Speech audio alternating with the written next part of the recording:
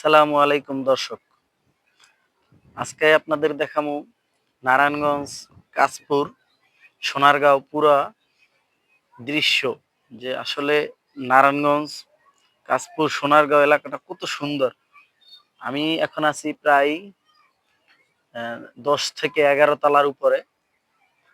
11 তলার ছাদে আছি আরকি।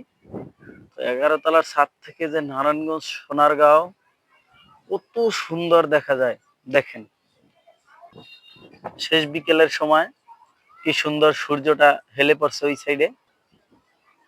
ওই যে দেখতে পাইতেছেন ওইটা হচ্ছে আদমজি ইপিজিট, আর ওইটা হচ্ছে গিয়ে ওই যে দেখা যাচ্ছে সিদ্ধিরগঞ্জ। এটা হচ্ছে সিদ্ধিরগঞ্জ। সিদ্ধিরগঞ্জ বিদ্যুৎ উৎপত্তি ওই জায়গায় 335 মেগা বিদ্যুৎ উৎপত্তি করে। ওই যে দূরে দেখা যায়, আমি আপনাদেরকে ঝুম করে দেখানোর চেষ্টা করছি। দেখেন এই যে এটা হচ্ছে গিয়ে কাশপুর স্টিল মিল। এই যেটা হচ্ছে স্টিল মিল, এটা অনেক সুন্দর। এটা স্টিল বানায়, এই জায়গায় রড বানায়।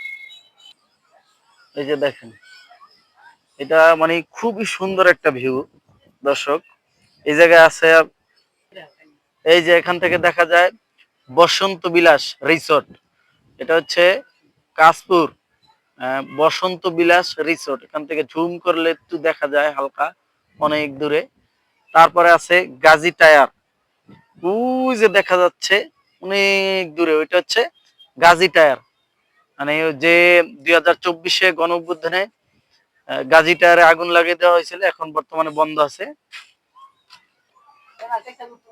আর এটা হচ্ছে গিয়া সিনা, এটা হলো গিয়া সিনা। এই যে সিনা বর্তমানে বন্ধ আছে, এই বিল্ডিং গুলো পরিত্যক্ত। এটা হচ্ছে সিনা।